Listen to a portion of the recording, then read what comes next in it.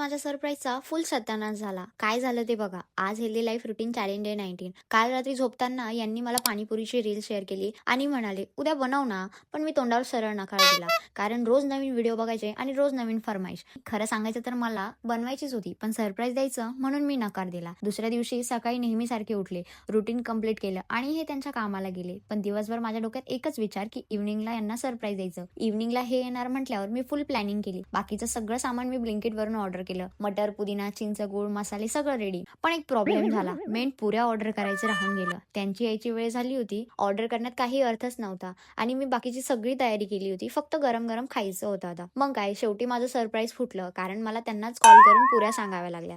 आता तुम्हाला वाटत असेल की यात एवढं काय स्पेशल ना? पण ऑनेस्टली सांगते, एका हेल्दी रिलेशनमध्ये अशा छोट्या-छोट्या गोष्टी खूप मॅटर करतात. हेच छोटे-छोटे मोमेंट आम्ही एन्जॉय करतो. तुम्ही पण तुमच्या पार्टनरसाठी असे छोटे-छोटे सरप्राईज प्लॅन करतात का? मला कमेंटमध्ये नक्की सांगा. मग काय गरमागरम रगडा तयार केला आणि मी स्वतः त्यांना पाणीपुरी बनवून खाऊ घातली. त्यांच्यासोबत आमचे फ्रेंड्स पण होते आणि बिलीव्ह मी सगळ्यांना एवढी आवडली, लिटरली तुटून पडले. त्यानंतर आज गुरुवार होता. मग आम्ही केंद्रात गेलो, दर्शन केलं. केंद्रात गेलं की मनाला खूप शांतता मिळते आणि आज श्री छत्रपती शिवाजी महाराज यांची जयंती होती. मग काय त्यांचंही दर्शन घेतलं आणि त्यांचीही आठवण काढली. खरंच त्यांच्या विचारामुळे नेहमी मोटिवेशन मिळतं. आणि रात्री झोपण्यापूर्वी श्री भगवद्गीता वाचली. त्यातून आज मी हे शिकले की परफेक्ट लाईफ नसली तरी चालेल, पण योग्य मूल्य आणि चांगले विचार असणं खूप गरजेचं आहे. तर असा होता आजचा माझा दिवस. Bye bye. I will see you in my next day.